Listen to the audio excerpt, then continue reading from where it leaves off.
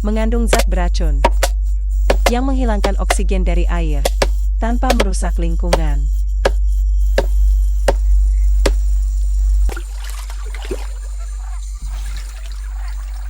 Beberapa menit, di tempat yang tampak seperti kolam kotor tak bernyawa, ikan kecil muncul. Pernikahan menjemput. Guarani sangat luar biasa. Dan mimpi juga penting dalam hal berburu. Ini dapat memandu pemburu. Yang harus tahu bagaimana menafsirkannya.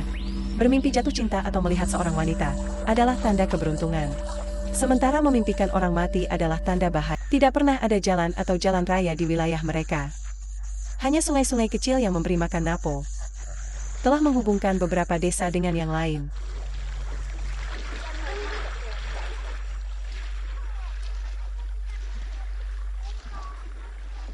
Saluran air ini telah menjadi satu-satunya jalan keluar mereka ke dunia luar. Tapi Guarani bukan navigator atau berlindung di pohon. Dan untuk buah-buahan yang mereka tinggalkan sebagian dimakan. Ya, kita jalan ya. Kita bahkan tidak sedang berjalan. Sekarang, cantik. Y.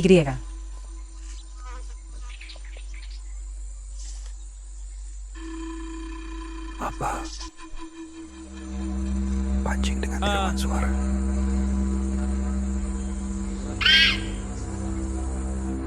Uri telah melihat monyet melompat. Itu dia, kami akan menembaknya. Dan meniru suara mereka sehingga merasa kurang dari 1 jam. Tongkat dan Yame sudah mendapatkan cukup ikan untuk dimakan. Dalam wadah improvisasi, hingga 12 spesies berbeda.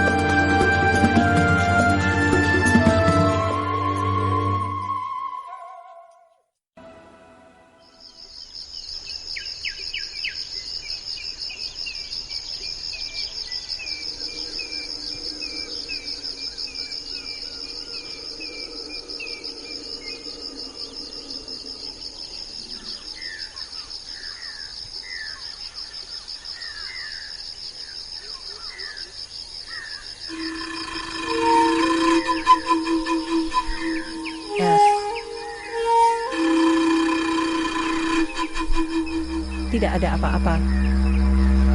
Tapi belum lama ini. Ketika belum ada yang ada. Mimpi nunggui. Pencipta kakek mulai melakukan hal-hal yang sekarang kita lihat. Membuat perairan Los Rios, Laguna dan Pipa. Menciptakan hutan dengan semua pohon dan rumputnya. Dan kemudian mulai membuat binatang. Yang bagus sebagai guangana, tucanes pugiles pavas. Burung beo dan monyet. Juga muncul mereka yang dapat membahayakan, seperti harimau dan ular. Setelah ini, terlihat di perairan ikan, kadal dan carapas. Dan ketika jaguar melahirkan kita, kami Guarani muncul. Gudungui seperti kita, memiliki kehidupan dan berpikir seolah-olah dia memiliki darah. sebagai pribadi, bumi bernafas, dan air mengalir melaluinya seperti darah melalui kita. Jika kita mencintai bumi, Adalah karena penuh dengan kehidupan. Asadu siyembaka, sedemikian rupa sehingga hewan cenderung berjalan-jalan sambil bersukacita. Bumi menopang tumbuhan dan hewan. Semakin kita mengurusnya, lebih banyak kehidupan yang akan Anda dan dia sakit atau sedih sesuai dengan perawatan kami.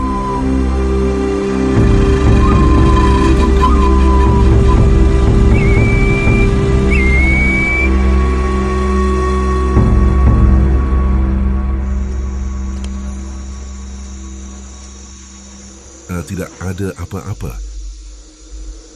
Nama pria ini adalah Yame di Homenga, dan mewakili generasi terakhir dari sebuah suku.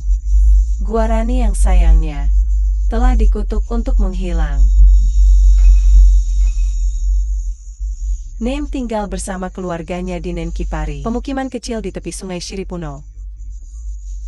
Menikah dengan Farah, dan baru-baru ini mereka pindah ke tempat ini. Terletak di jantung Amazon, Ekuador.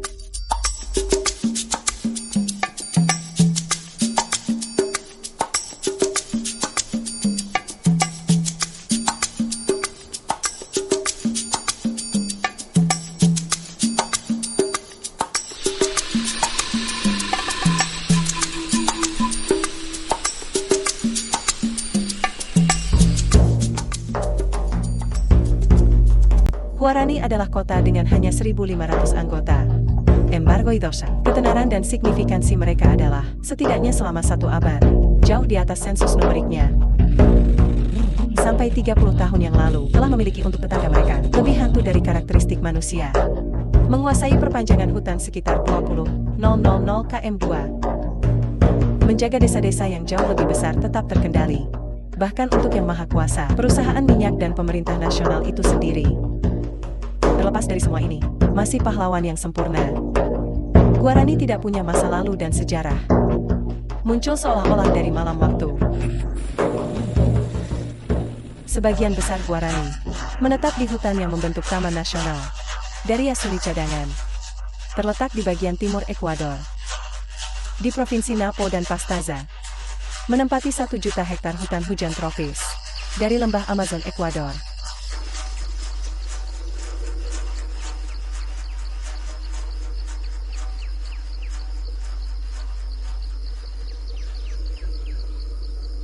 Yasuni adalah bagian dari apa yang disebut perlindungan Pleistosen Napo.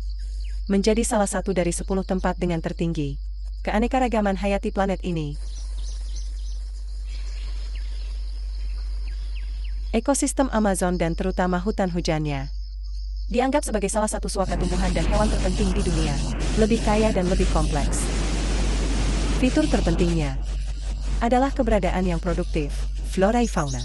Bersama dengan definisi luar biasa tentang habitat makro dan mikro. Hanya di taman ini, lebih dari 100 spesies pohon telah diidentifikasi per hektar. Untuk mengasimilasi besarnya sebenarnya dari angka ini, mari kita berpikir bahwa di hutan Amerika Tengah, yang paling lebat, kaya tidak mencapai 40 spesies.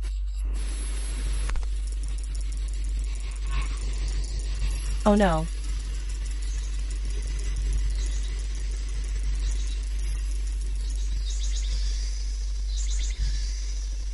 Tapi itu adalah keragamannya yang besar. Hewan yang menyebabkan UNESCO menyatakannya pada tahun 1979. Cagar biosfer dunia. Penelitian terbaru menghasilkan hasil yang spektakuler. Lebih dari 500 spesies burung hidup di sini. 62 spesies ular dan lebih dari 100 spesies amfibi. 43 diantaranya sesuai secara eksklusif katak toyal. Untuk mamalia, ada 173 spesies yang terdaftar.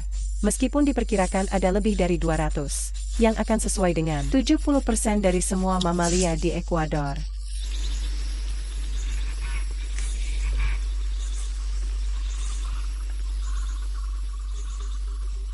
Puncak pohon adalah wilayah yang hampir eksklusif untuk burung dan monyet. Mereka mencari keamanan di ketinggian, bahwa di tanah yang gelap tidak dijamin. Dan faktanya adalah bahwa di dunia ini yang berdiam di bawah mantel Amazon, bahayanya konstan. Dan semua orang harus waspada. Karena mereka semua diawasi oleh seseorang yang lebih kuat dan lebih cepat darinya. Dan dengan satu tujuan, membunuh untuk dimakan.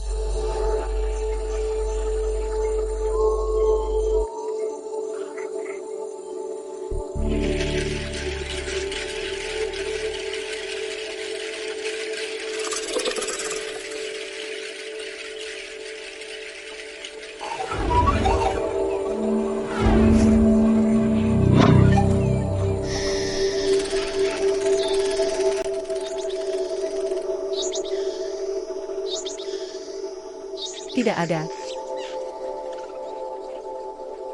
Nowhere.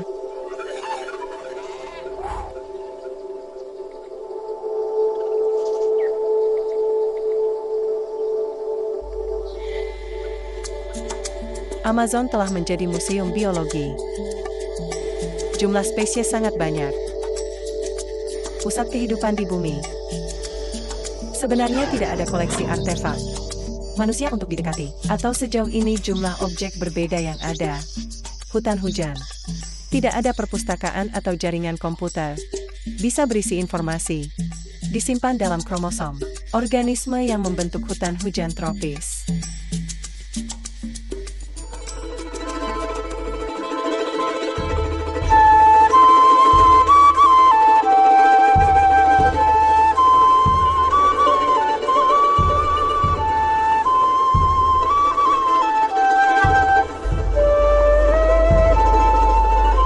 Mantel besar hutan hujan tropis yang membentang ke pantai Atlantik. berasal dari kaki pegunungan Andes. Saat bumi bertambah tinggi, hutan awan membuat jalan ke gurun dan akhirnya salju dan gletser. Dan dari puncak senyum abadi ini, ribuan sungai dan sungai lahir yang telah membentuk Amazon. Sungai Besar Los Rios. Andes menandai daerah aliran sungai yang sangat besar, yang melintasi seluruh benua Amerika Selatan, dan itu memaksa Los Rios untuk berbicara dengan gubernur. Atau ke Pasifik. Semua orang yang turun ke surga menjadi bagian dari sistem Amazon. Sejauh ini daerah aliran sungai terbesar di bumi.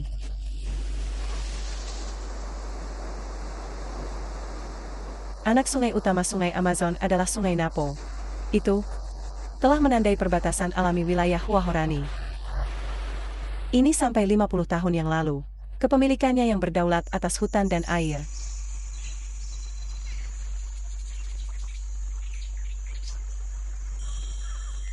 Di sini hidup terisolasi dan dilupakan dari waktu selama berabad-abad.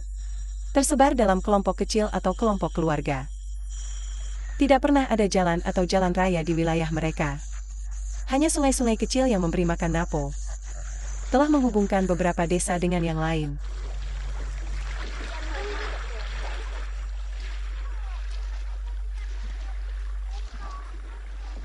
Saluran air ini telah menjadi satu-satunya jalan keluar mereka ke dunia luar. Tapi Huarani bukan navigator yang baik. Jadi mereka tidak pernah berkelana dalam perjalanan panjang, dan hampir tidak memiliki kontak dengan suku lain. Tidak pernah memanfaatkan Los Rios atau membuat kano. Mendapatkan mereka melalui pertukaran dengan suku-suku tetangga, seperti Suar atau Quichuas. Kebutuhan protein tidak menyelesaikannya dengan produk air. Tapi di pedalaman hutan, disitulah mamalia besar ditemukan. Samp.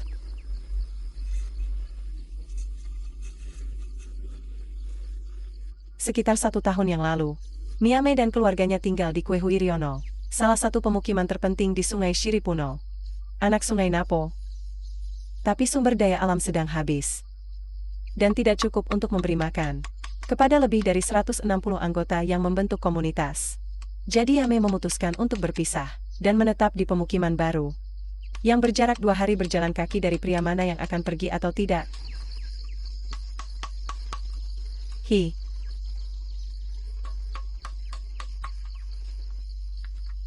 Putranya Gaya dan saudaranya kamu akan berburu. Mereka pada dasarnya hidup dengan berburu dan pengumpulan hasil perikanan, mewakili 90% dari diet mereka.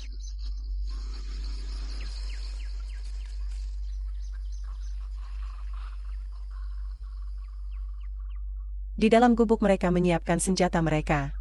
Sementara Gaya bertugas memperbaiki dan merakit bodok kueras atau blogun. Hue membuat anak panah dari tongkat bambu.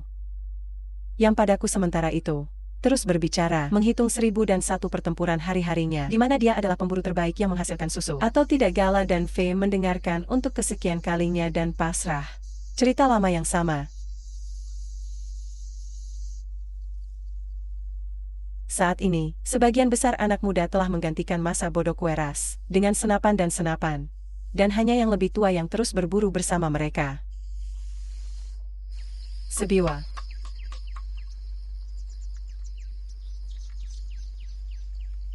Waktu Faye telah selesai memproduksi anak panah, duduk di dekat api, dan mulai merendamnya dengan curar.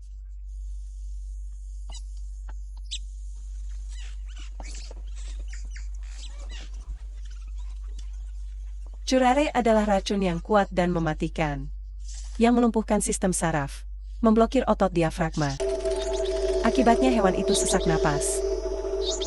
Digunakan oleh banyak kelompok etnis di Amazon. Dan setiap suku memiliki formula rahasia untuk persiapannya sendiri.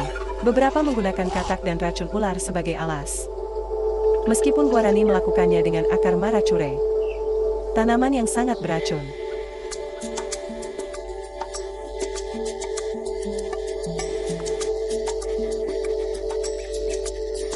Pemburu dengan hati-hati meresap masing-masing anak panah, yang kemudian dia simpan di dekat api, agar setrika mengering.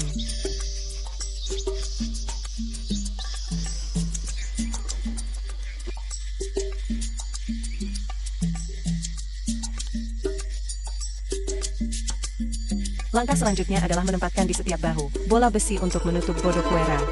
Sehingga ketika bertiup, anak panah keluar dengan kekuatan dan kecepatan.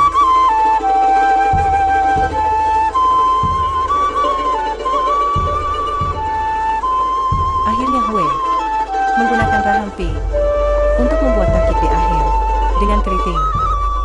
Ketika mereka terjebak dalam monyet, reaksi pertamanya adalah mencoba mengeluarkannya darinya. Jadi dengan takik, ujung anak panah akan patah dan akan tetap berada di dalam hewan.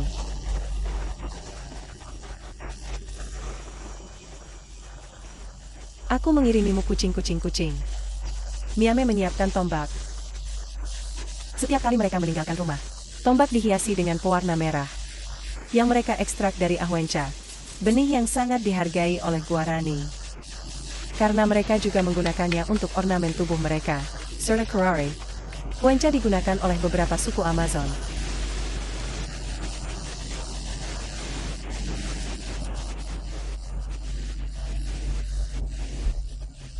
Bahan berburu sudah siap.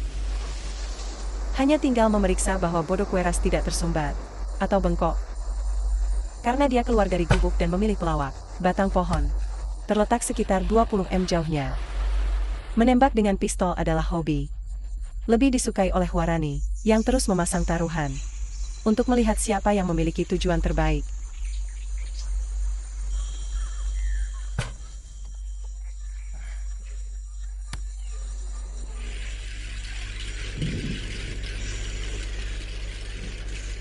Di akhir April, badai terbentuk setiap hari dan dalam beberapa menit. Langit ditutupi dengan abu-abu kelam. Ini musim hujan. Dan tidak ada tempat di bumi di mana hujan, dengan begitu banyak kekuatan, seperti yang terjadi di Amazon. Air yang tersisa di tanah dalam bentuk kelembaban, diserap oleh akar pohon dan dari sini, bertarung melalui batang dan cabang ke daun. Pada siang hari, air menguap dari permukaan ke atmosfer. Dalam proses yang dikenal sebagai evapotranspirasi. Diperkirakan lebih dari setengah curah hujan Jatuh ke lembah sungai Amazon. kembali ke atmosfer melalui dedaunan pohon.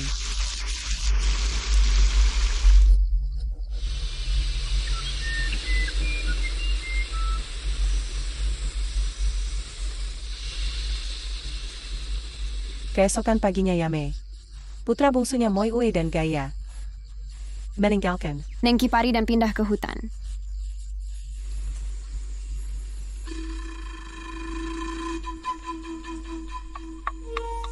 Warna kulit adalah kamuflase terbaik di hutan. Bahkan Gaia dan Moi menanggalkan pakaian mereka, orang barat ketika mereka pergi berburu. Mereka malu telanjang. Karena mereka melihatnya sebagai simbol wanita. Meskipun mereka menghormati ayah dan paman mereka, hanya digunakan sebagai pakaian. Dia makan tali Di pinggang, yang menahan penis mereka di perut mereka.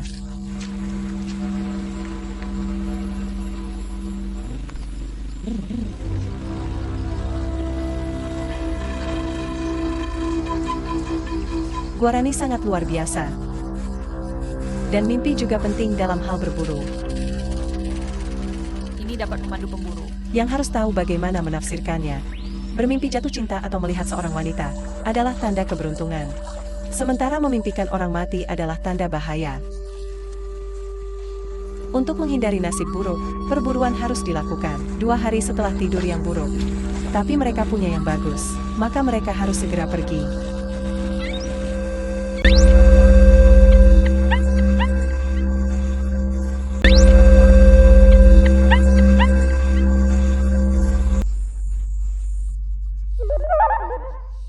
Untuk hewan, terdeteksi oleh jejak kaki dan bau yang mereka tinggalkan di tanah, pada tumbuhan dan batang, oleh suara yang mereka keluarkan saat mereka berjalan, atau berlindung di pohon, dan untuk buah-buahan yang mereka tinggalkan sebagian dimakan.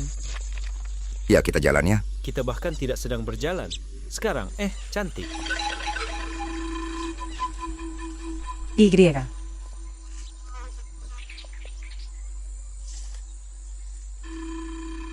Apa? Pancing dengan tiruan suara.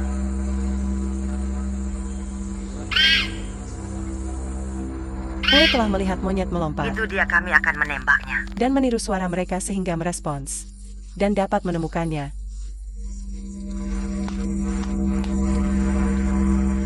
Dan di mana?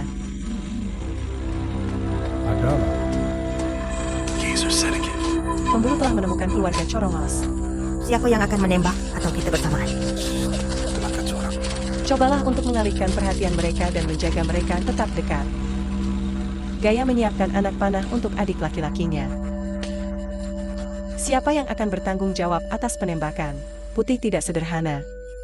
Karena monyet terus bergerak. Moi mengikuti gerakan Corongos di bawah pengawasan. Tampilan ayahnya. Tembakan pertama meleset. Tapi dia masih akan mendapatkan kesempatan kedua. Jangan keluar.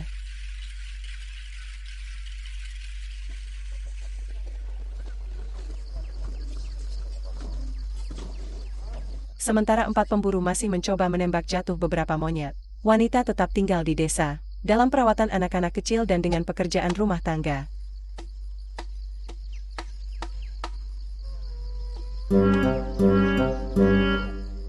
Istri Barayame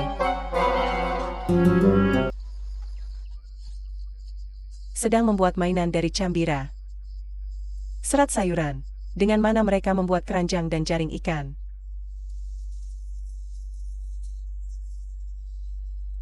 Di gubuk sebelah Luana, istri Gaya mempersiapkan ukiran Pewarna untuk mewarnai cambira. dan diperoleh dengan menghancurkan daun pohon yang mereka sebut nana.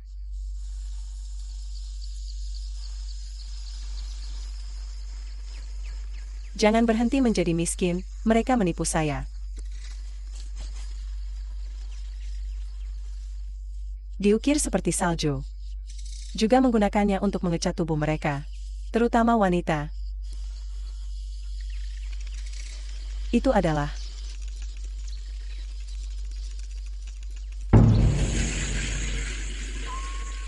Moi juga melewatkan kesempatan keduanya. Dan monyet-monyet itu berhasil kabur. Tapi untungnya mereka segera menemukan grup lain. Dan Hue lagi mencoba mengalihkan perhatian mereka dengan rekaman suaranya. Haidar.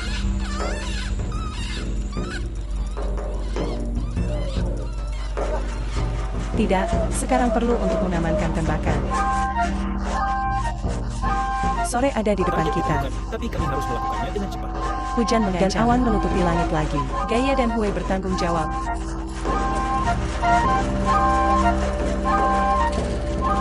Oh. Biar aku dulu. Ketika Huarani memiliki mangsa di dekatnya, mulai bergerak panik. Meniru gerakan binatang itu, di mana mereka mencapai kegembiraan yang luar biasa. Aku tidak suka.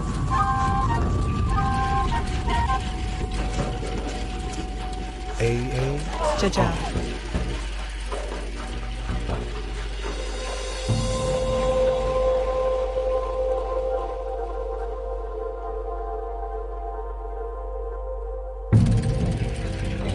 Aku dapat. Seekor monyet telah dipukul. Dan dalam beberapa menit dia akan mati karena sesak napas.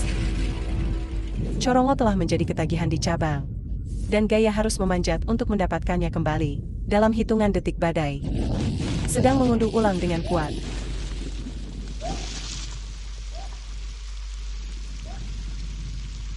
Oh, itu. Aku tidak bisa.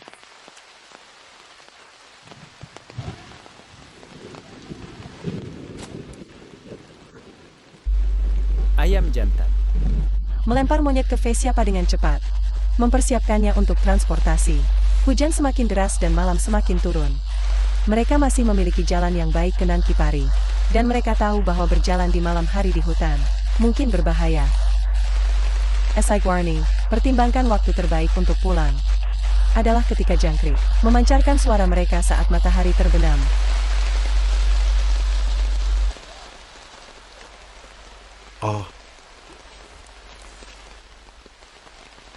Oebio.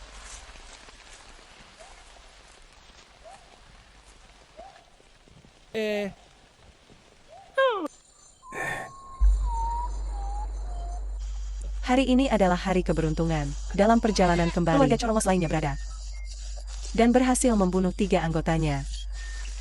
Sudah lama sejak mereka berburu begitu banyak monyet dalam satu hari. Sejak anak muda berburu dengan senapan, hewan telah dipindahkan ke tempat jauh dan sulit diakses. Semakin sulit untuk berburu dengan bodok weras, dan segera senjata ini akan terlupakan.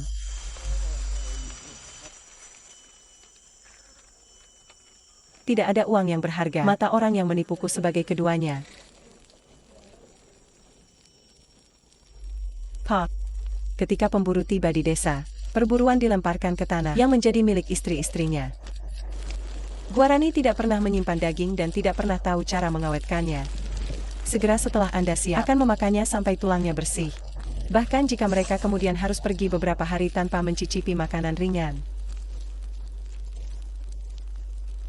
Pengalaman berburu menginspirasi banyak narasi dan percakapan. Seorang pemburu yang kembali dari perburuan dapat ditinjau oleh seluruh komunitas. Dan kesuksesan ofensifnya segera menjadi pengetahuan publik.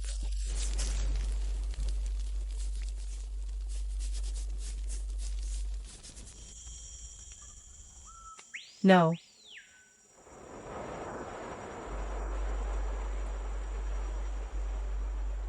Meskipun Guarani telah hidup membelakangi sungai, selalu dipaksa untuk memancing, terutama pada saat berburu langka. Mereka tidak melakukannya di Los Rios, di kolam sungai, tetapi di kolam dan sungai yang hampir tidak dalam, karena hanya anak muda yang bisa berenang.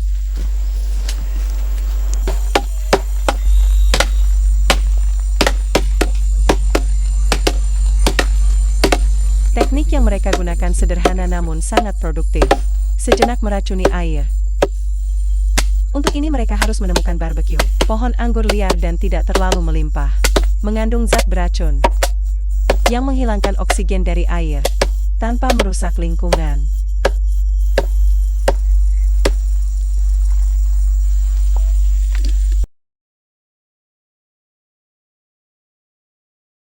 Amazement. Apa? Baik sekali. Menyiapkan jaring dan menghancurkan barbecue untuk larut dengan baik dalam air, ubi dan batang. Masuk ke kolam dan mulai mengencarkan oksigen. Mencuci tanaman merambat beberapa kali.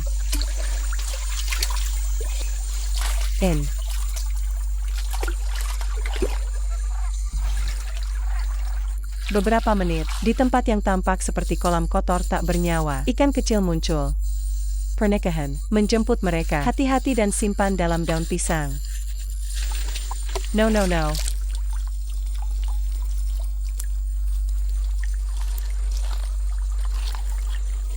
Serta berburu, Guarani juga memiliki keyakinan mereka tentang memancing.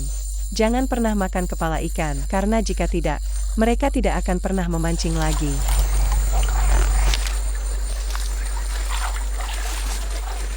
Penangkapan ikan, terutama dilakukan di kolam dan sungai, begitu kaya nutrisi, dan mengangkut partikel aluvial dari lereng, merupakan sumber protein yang aman. Tapi tidak ada masyarakat Amazon, mendasarkan sebagian besar penghasilannya pada ikan.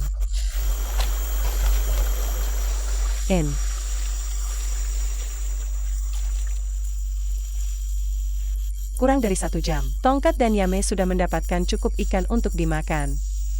Dalam wadah improvisasi, hingga 12 spesies berbeda dapat dihitung.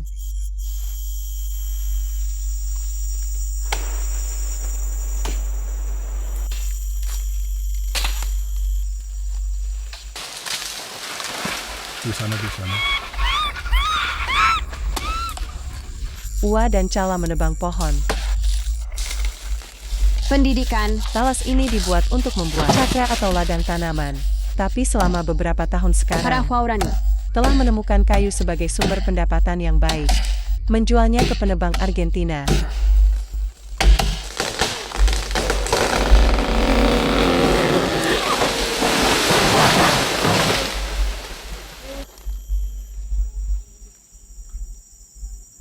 Berjalan dengan baik, Ki Giro. Pergi Gabriel. Gigi lalu pergi bersamaku. Di Cacra para tumbuh singkong dan tanaman obat. Singkong adalah umbi yang sangat efisien dalam hal kalori potensial, bahwa satu-satunya alternatif di dunia adalah lanten dan nasi. Saat ini, kurang dari 1% kelompok hutan hujan Amerika Latin mendapatkan sebagian besar makanan mereka melalui berburu dan mengumpulkan, tergantung secara eksklusif pada pertanian, untuk kelangsungan hidup mereka.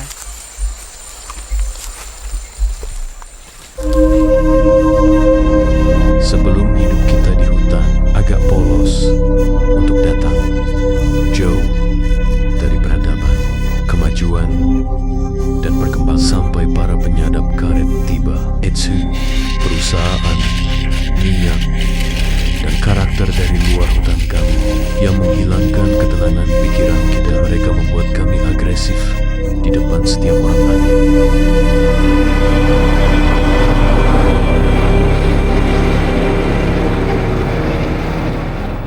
Penurunan orang Huarani dimulai pada tahun 1967 ketika perusahaan Aztec Sacho mengebor minyak pertama dengan baik.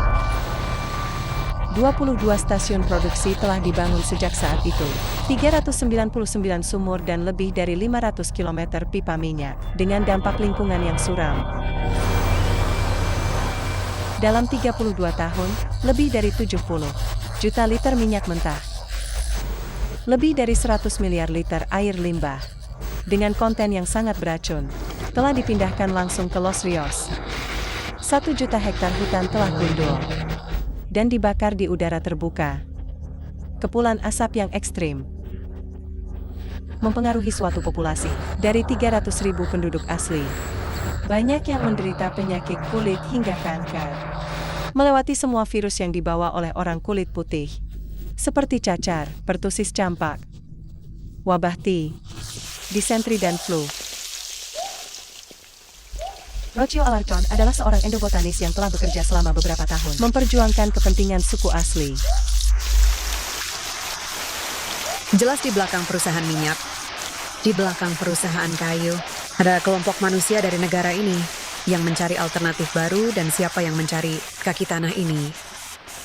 Kemudian dan hukum, negara dengan pengambilan keputusannya yang lambat. Ada hukum telah menyebabkan Gua Orenes kehilangan lebih banyak tanah setiap hari dan mati setiap hari ke orbitnya, dan karena itu pengetahuanmu. Jaringan jembatan dan jalan dibuat oleh perusahaan multinasional, membuat dapat diakses wilayah yang tak tertembus. Agen yang ditarik minyak dari seluruh penjuru negeri mencari kehidupan yang lebih baik.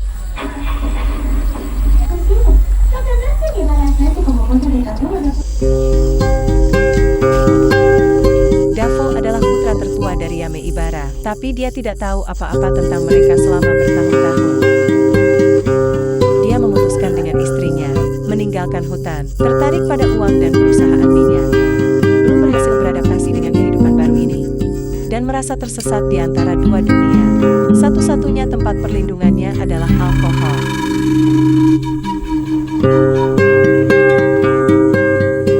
Saya pikir saya akan datang ke gym. Teman-temanku para penebak bercerita tentang perusahaan minyak. Mereka meyakinkanku untuk datang ke sini bekerja, karena saya akan menghasilkan banyak uang. Tapi ini belum terjadi, dan sekarang saya menyesal meninggalkan hutan. Tidak ada satu hari pun saya tidak ingat berburu dengan ayah dan saudara-saudara semua telanjang. Aku sangat senang. Sekarang saya menyadari bahwa bukan ini. Tapi apa yang saya tinggalkan? Status senang. Tapi sudah terlambat.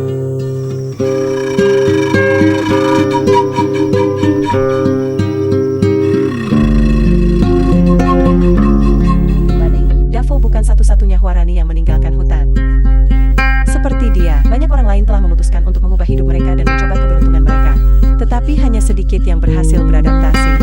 Budaya mereka telah kehilangan identitas dan kebanggaan seperti itu yang hari ini telah menjadi pengemis di tengah kekayaan wilayahnya sendiri. Berteriak untuk amal, sedangkan rumah mereka adalah tes di ladang minyak yang sangat besar. Perubahannya sangat ditandai. yang lama telah menyembunyikan mereka.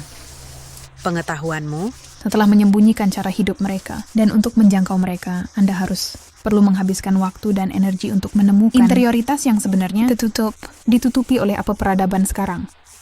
Dan dalam kasus anak muda, Tertarik. Jadi itu modernisme kota, radio, televisi. Dan kami telah membawa perubahan ini. Kami warga Ekuador dan dunia di sekitar kami. Kita semua yang merupakan bagian dari planet ini. Bahwa kita lapar. Sumber daya alam. Kami lapar akan minyak. Kita lapar dari serangkaian produk yang ditawarkan alam. Dan kamilah yang telah memprovokasi ini melalui perusahaan minyak. KWF. perusahaan farmasi Dan kami konsumen jelas.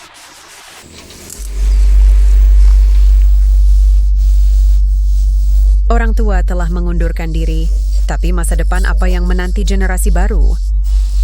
Saya pikir Guauranes masih waktu bagi kita untuk mengembangkan strategi perlindungan.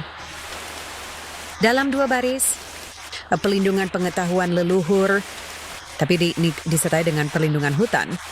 Dan besi mereka alternatif untuk dilatih dan dapat memasuki dunia modern tetapi lebih lambat lebih aman. Karena mereka telah mengalami perubahan dalam 50 tahun. Dari batu ke peradaban. Ke komputer di...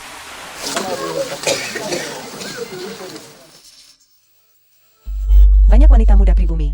Mereka tidak punya pilihan selain mengerjakan banyak. Rumah bordil yang terletak di Coca. Kota terdekat dengan wilayah Guarani.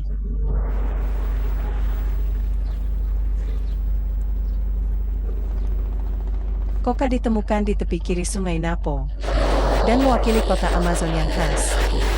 Remote dan lupakan yang tumbuh tanpa pesanan atau konser.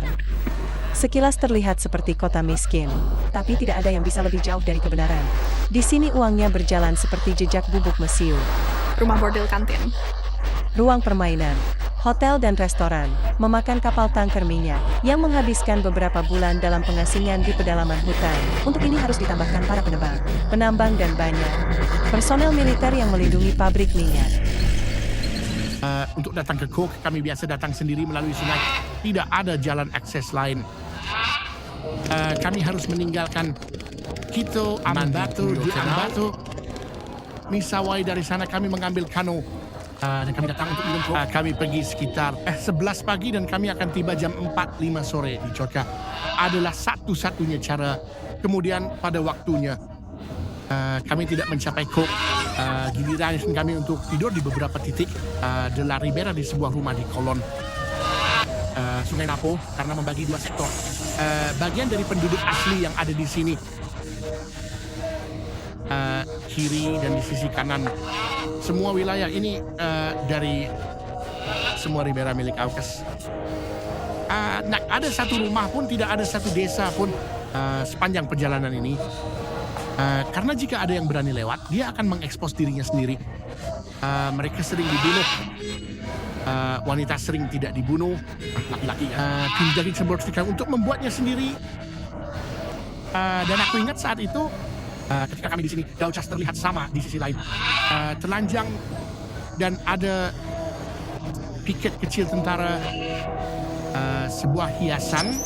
Kami memohon mereka untuk pergi dan menakut-nakuti mereka setidaknya di udara dan mereka akan pergi. Maka kami percaya pada kelebihannya karena terkadang Dauchas memang datang ke sini. Apa itu?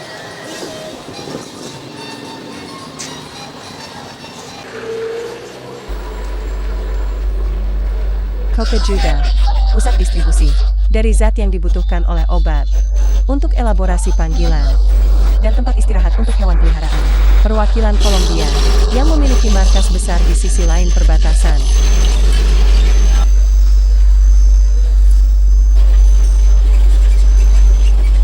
Beras melalui jalan-jalannya. Seseorang merasa bahwa dia berada di luar perbatasan terakhir. Kok tidak pernah beristirahat. Bagi banyak orang itu adalah satu-satunya kaki buang untuk bertahan hidup jauh dari peradaban manapun. Di antara permainan, alkohol dan pelacur termurah di Ekuador. Nah, sejarah de Coca punya beberapa fondasi sejak kali. Bernama San Antonio de la Coca. Kemudian juga didirikan oleh seorang Ekuador. Didirikan kembali. Dan itu sudah diambil. Dan berada di sini di tepi kiri Sungai Napo, di mulut dengan Sungai Coca. Dan yayasan sini untuk tahun ini 5 plus atau minus. Dan didirikan oleh Camilo de Torano, seorang Capuchin yang datang ke sini. Dan di daerah ini memiliki untuk 3 rumah adat. Saat itulah foundation terakhir diberikan. Sekitar tahun 54-56, sekitar. Karena di sekitar misi beberapa hal kecil dimulai. Karena misi memiliki eskualita, memiliki apotik, dan di sekitar misi sedikit. Orang tapi coke ketika itu dilakukan secara nyata. Yaitu sedikit lebih besar adalah ketika minyak tiba. Berlanjut, ingin mendekat karena dia melihat bahaya datang dari hutan. Ya, setuju. Sampai saat itu hutan adalah hutan yang sangat terisolasi. Daerah kami praktis tidak. Orang kulit putih 90 dan 5% dari penduduk asli. 0,5% berkulit putih, tapi dia sudah tahu akan ada minyak. Jalan mencapai Cocha di tahun 70. Dan dengan jalan, semua arteri minyak, dan hutan tidak berdaya di sana lagi. Yaitu, hutan tidak terkalahkan untuk teknik Ekuador. Tetapi teknologi minyak membuatnya tersedia untuk orang-orang, bukan? Meskipun dia memiliki kontrak dengan negara, dengan perusahaan minyak, dengan CP saat itu, yang merupakan perusahaan milik negara, untuk melakukan kontak, dia mengatur kondisi seperti itu. Berbeda sedemikian rupa, bahwa kapal tanker memutuskan untuk mengambil tindakan pengganti non-paralel. Dan kemudian mereka seorang pria yang menggerakkan lilin dokter dengan kelompok orang bersenjatanya yang membersihkan hutan. Yaitu karena menurutnya sikap bocah itu, katakanlah sikap yang tidak terlalu agresif, tidak. Dan apa yang kita inginkan adalah bahwa seharusnya tidak ada saluran minyak di daerah itu, tapi itu tidak bisa dihindari. Dan apa yang terjadi di akhir dia bilang, lihat aku bidadari, saya seorang misionaris dan ini adalah pekerjaan saya, bukan? Udah ada harus menghentikan orang untuk saling membunuh, bukan? Malam sebelumnya ketika dia memutuskan untuk masuk, mengumpulkan beberapa rekan, untuk memberitahu Anda bahwa itu baik, yang akan saya masuki keesokan harinya di mana Tagari, dia sangat menyadari bahayanya karena dia adalah orang yang sangat ahli, sudah sering ke sana dan tahu apa yang bisa terjadi. Dia minta ditemani Ines, itu satu-satu. Biarawati Capuchin Colombia, bahwa dia adalah wanita yang sangat berani dan bahwa dia telah memberikan banyak bukti keberanian untuk tidak menyerah begitu saja. Mereka memiliki sekitar 2 lubang kecil di hutan itu, bukan? Di seluruh ruang kecil ada sebuah rumah tua. Dan kemudian sekitar 300 West Papers jauhnya ada sebuah peternakan, yaitu kebun buah yucca, juga dengan batang pohon yang dipotong agak tinggi. Helikopter tidak bisa mendarat, dan mereka harus melemparkan diri dari Piola, dari sekitar 3-4 jam. Ketika mereka sampai di sana, ada beberapa guarani muda, anak laki-laki, yang setelah melihat helikopter mundur ke hutan, lalu helikopter jatuh, sedikit hingga sekitar 3-4 jam, dan bergambar lebat kayan.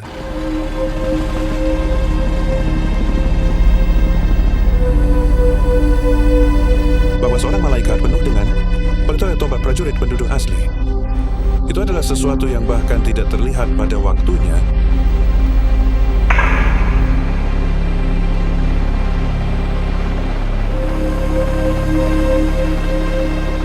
Faktanya adalah bahwa mereka telah tinggal di peternakan. Faktanya ada pada saksi bahwa mereka bersama beberapa borani misterius, dan faktanya adalah, kami menemukan tubuh mereka, sudah tidak di peternakan, tetapi di dalam rumah, oleh karena itu mereka tidak dibunuh di sana. Di dalam rumah, berjarak sekitar 15 meter dari pintu rumah.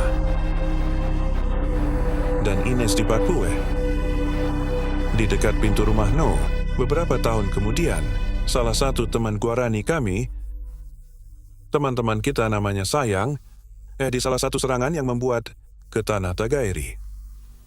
Dilangkap di semak-semak, yaitu, dia mendekati rumah Tagairi, dan di sebuah peternakan di semak-semak dia melihat 3 wanita. Dari ketiga wanita itu mampu menangkap salah satu dari mereka, dia dan kelompoknya.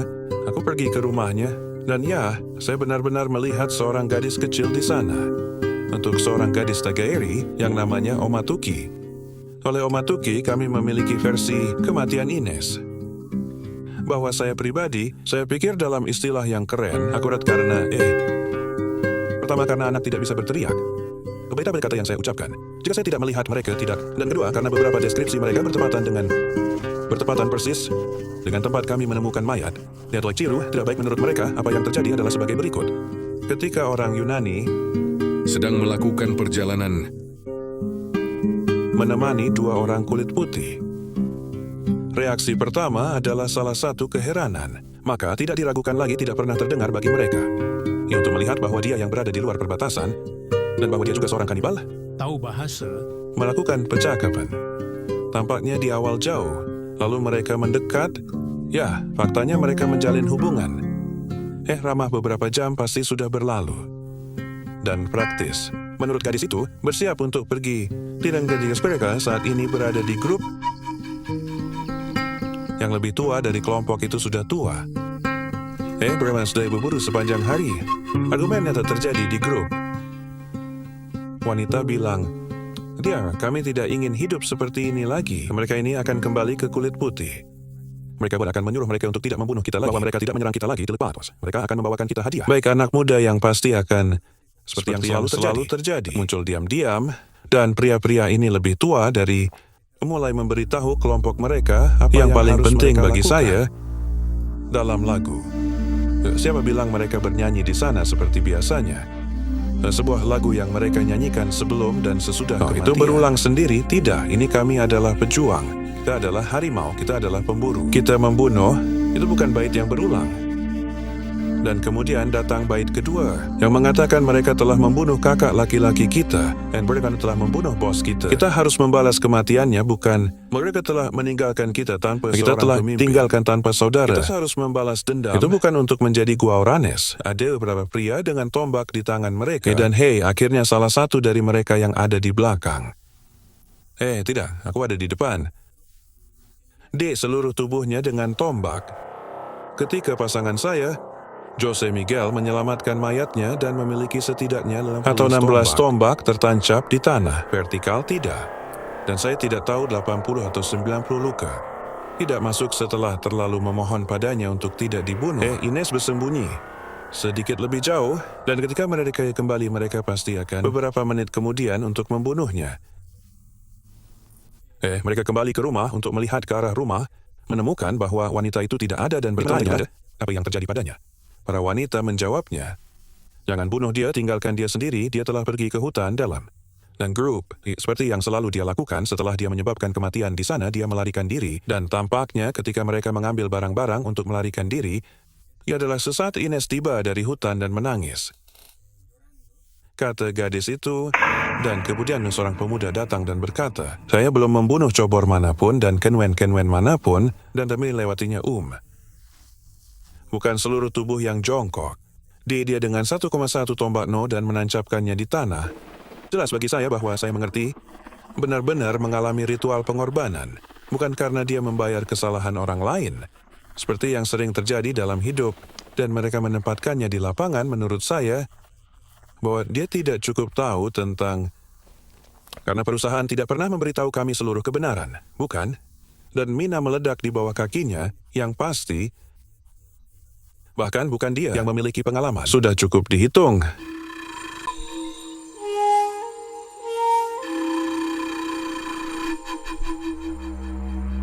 Sekarang hidup kita, bukankah surga itu di tengah binatang dan bunga? Sangat berbeda. Dengan kehadiran perusahaan minyak. Lagu burung. Talladega, oleh beramar mesin membuat jalan mereka menembus hutan perawan. Dan dengan cepat mengurangi ruang fisik kita. Untuk kulit putih, daerah ini berarti kehilangan lanskap atau mendapatkan kekayaan. Bukan untuk kita. Adalah akhir dan kepunahan hidup kita. Ribuan hektar hutan hujan tropis telah hancur. Sungai yang tercemar dan hutan lebat telah melihat banyak pesonanya menghilang.